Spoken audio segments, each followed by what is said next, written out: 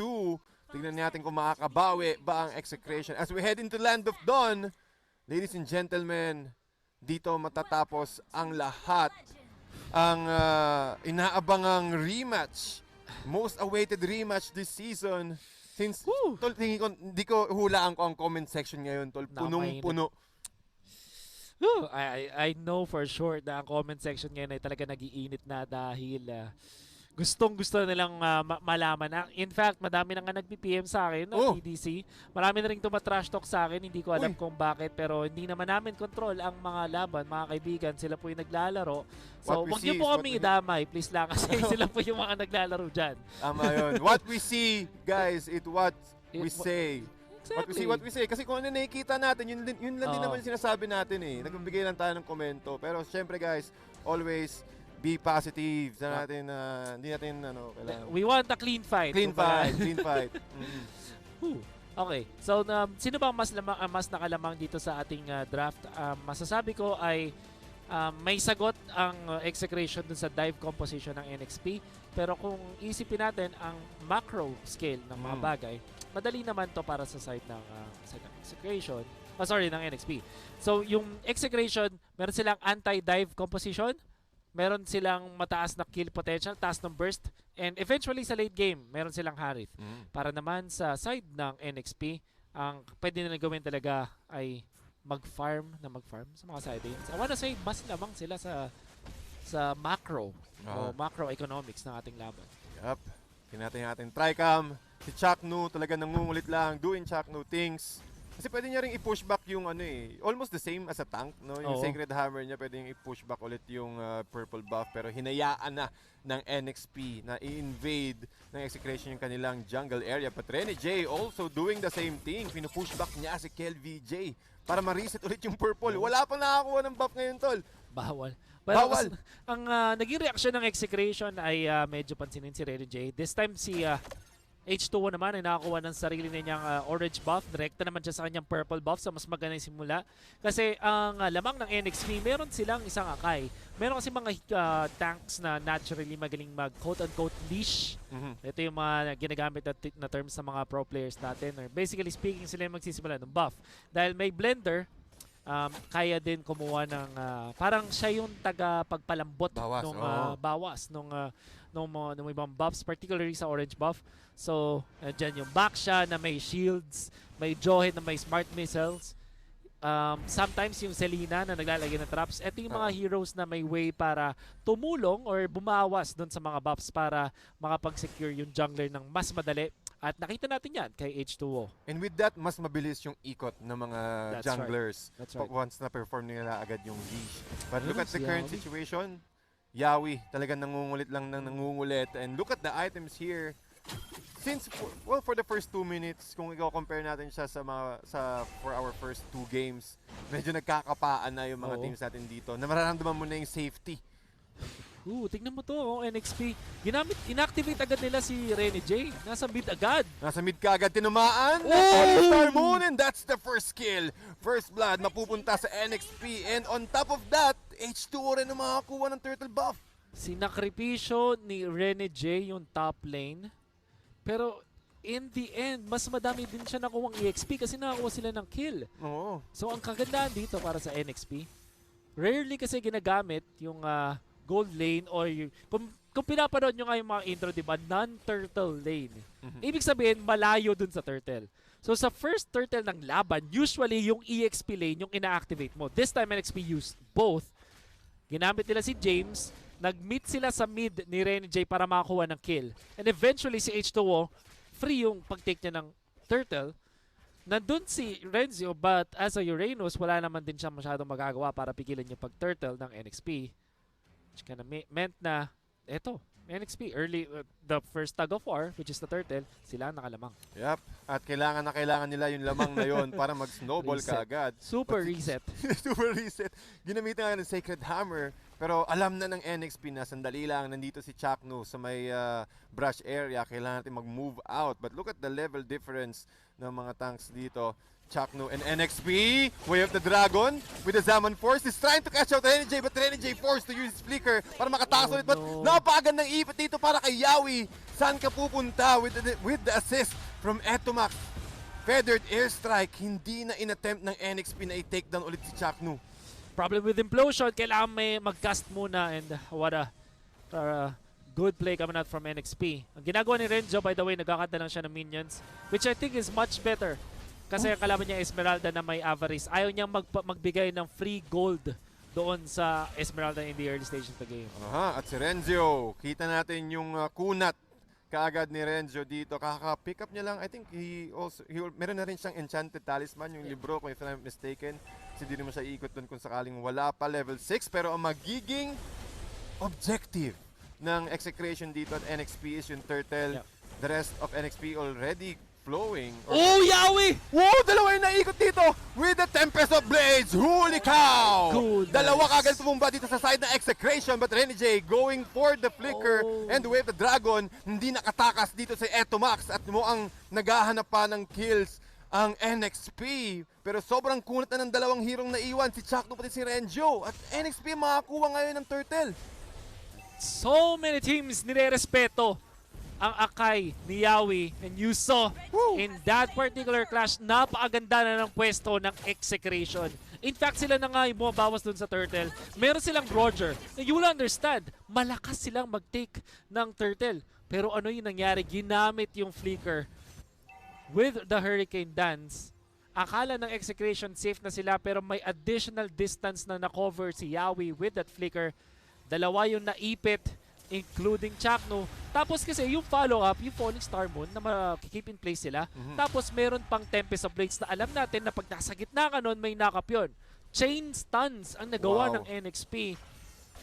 Medyo tumagal, pero nandun pa rin, may damage at may damage sila doon. Damage pa rin at si Renjo naipit ni Yawi gamit ang kanyang Hurricane Dance sa loob mismo ng kanyang Tier 1 turret at mainit na talaga ang NXP ngayon. 6-0 at before hitting the 6-minute mark at 4K net worth advantage ng NXP Wolf.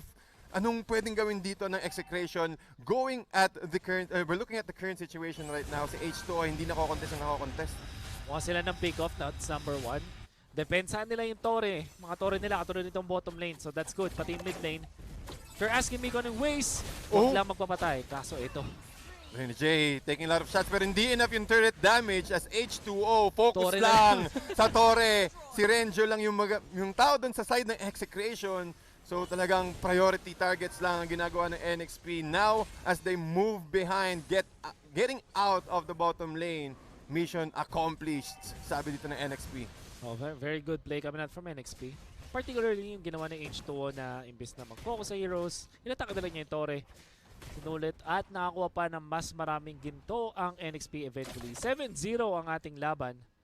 With a lot of items para sa NXP, do take note yung mid lane na si Exort naka-Clock of Destiny na. So makati na yung damage yan. Heptasis now available para kay Renegade. Isa sa mga pinamagandang value item para sa mga gold laner na assassin type. Hindi naman assassin si Cho, pero yung way mo para siya gamitin ay kumuha ng kills at napaka-weird ng pwesto ni Turtle sa ngayon. Inikot to inikot hanggang sa likod. Pero sa talking about likod here, Rene J, muntik pa niya ma-takedown si Renjo dun sa ating lower left-hand minicam. Pero Yawi, going for the ipit na naman. Plus, the feathered airstrike ni Etomax, nakasecure na naman sa'yo ng isang takedown. Ito yung masasabi mong weird na decision mula sa Execration. Binan nila yung dalawang hero para kay James. Pero tatlo pa yung posibleng i-pick. Like the Esmeralda, for example. And we were harping about the fact na pwede na lang nilang iban yung Akai at yung NXP dahil sila yung first pick sa second phase. Automatic. Akai talaga yung kanilang kinuha. Now, getting every advantage in this particular game. Yep. So, and kita mo naman yung damage dito ni Rene J. Tingin ko, unti na lang makukuha na niya yung, yung Blade of Despair, BOD. Pero NXP, moving forward. Yawi looking for a target. Hurricane Dance. Naipit niya si Chakno. Not the right target, so aalis muna si Yawi dito. And also, NXP, alam nila kung makakakuha sila ng takedown o hindi. So sobrang discipline nila kung kailan sila mag-engage, kailangan mag-disengage. That's right. Tulak mula kay Chakno pero na-dodge yung implosion. It's gonna be scary. Blade of Despair available para kay Red J sa ating show. Aray! Ate! Ang katina! Aray ko, babes! Aray ko, babes! Naku Yun. po, tinamaan. Okay na. Oh, H2O. Mag-aabang, pero mataas na yung Radiant stacks niya. Mataas na rin yung regen, but Chaknu plus the Chaos Assault combo getting that pick off, but KLVJ nakaamoy ng dugo. Juicy! Exort ang magiging sunod dito. Order of Brilliance will be used. Habang si H2O, binabanatan din si KLVJ sa likod. Hindi tumama, hindi enough. Yung cast animation ng Wolf Pounds. Also baiting the position, parang nagpapahabol siya na parang sige, kunin mo ako. The Cho, ginamit agad yung Blade of Despair in action. Nakita naman, kakabili lang tapos nakita natin kung kasakit yung damage. Weird play na nabuhay pa dun si Renjo pero eventually napatay din naman nila with the follow-up. So that's still very good para sa NXP. Para naman sa Execration, almost makakuha na sila ng kanilang turnaround play.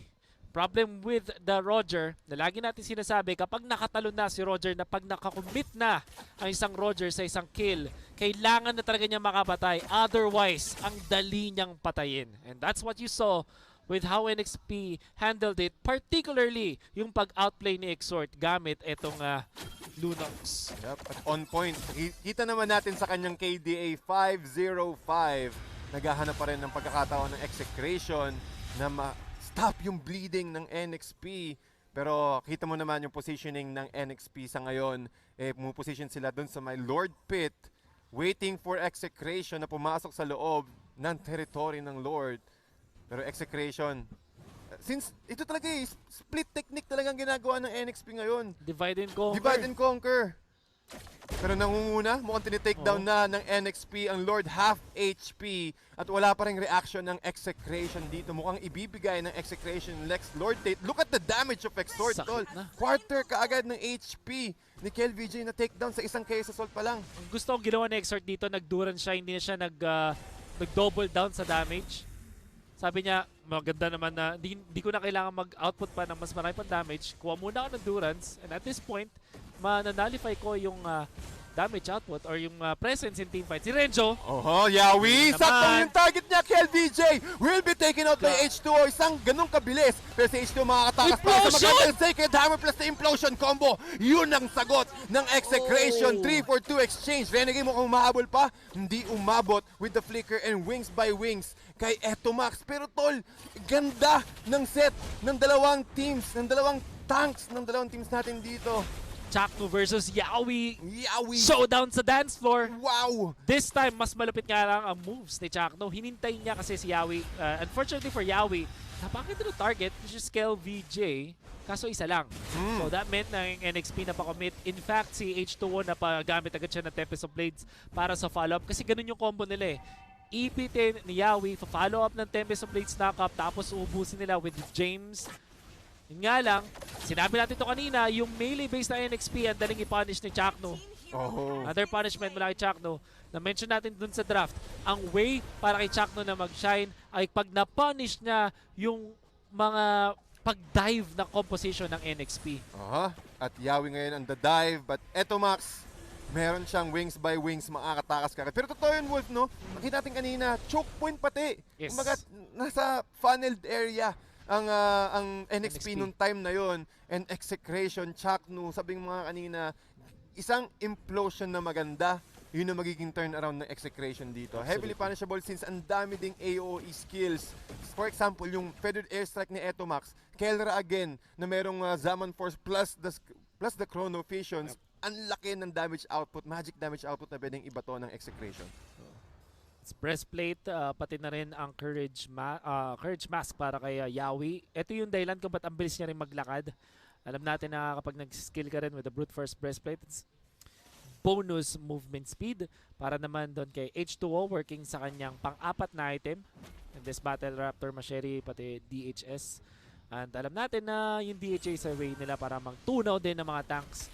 And at this point, si Renjo, mahirapan na talaga kasi bukod sa HP-based ang damage ni Exort, alam natin na natural na pangtunaw sa isang Uranus ay isang Lunox. Tapos may Durance pa. Nako. Ang sakit Ang din. sakit nun. Lalo pag tumama yung Starlight Pulses, a-apply niya kaagad yung debuff ng Necklace of Durance within That's an area. So, ang laking factor din nun when it comes to KLVJ kapag nakakuha siya ng kills. And looking at the situation, 5-13, mga kaibigan, 34.6k net worth ang Execration habang ang NXP already running for that 41k. Mataas din, mataas. Mga 5k net worth, almost dalawang core items or isa't kalahating core items ang lamang ng NXP. That's right. Nevertheless, ito pa rin ang anybody's game as we saw dun sa game number 2. Lalong-lalo na kapag itong si Chaknu nakakahanap ng mga magagandang implosions. Exort, ayan, after ng Durance, sige, pwede na tayo bumalik sa damage output. Kumuha na ng Crystal. Durance naman din para kay Etomax. That's also good. Ang kailangan ng members ng Execration ay siguro mga tough boots. Kanina pa naman nila din nakuha yung tough boots. Natural na sagot sa isang Akai. Pati at least pang additional magic protection against Exort since... Kay James. Oo. Nako po, mahirap. Abang Execration naman, nag-aambahan, nag-aanap ng magandang opportunity, waiting for the Lord to be enhanced since we've reached the 12-minute, more than 12-minute mark. 14 minutes na nga tayo. Pero kita mo naman yung NXP Wolf out of kung gaano kalalim si Yawi para maghanap lang ng information sa NXP. We have the Dragon. Pero Napersa yung Purify. nako, at malaking bagay ito ha. Nag-overstay. Nag-overstay dito si Renzo but is way too tanky. One more attack from H2O and they will get it. 5-14. Massive mistake mula kay Renzo. Nakita na nga niya nandun si Cho. Tapos may nakataksa siya. Na-force na yung Purify. Bumalik siya ulit. Bumalik siya, lumaban. Lumaban siya ulit doon. Unfortunately, para sa NXP, for Execration, lamang ulit yan para sa NXP. Nako. Puwersa din yung Zaman Force. Ang daming ultimate or na-force yung ultimate ni Kelra para lang ma-take down o manghabol pero NXP pa rin ang makakuha ng Lord. And since yung bottom lane, pinupush din siya na Rene J, almost the same sa nangyari nung game 2. Rene J talaga magiging delegate dito na mag-push all throughout, every single time. Ano na rin siya. Wind Talker. Mapapabilis din ang kanilang pag-rundown.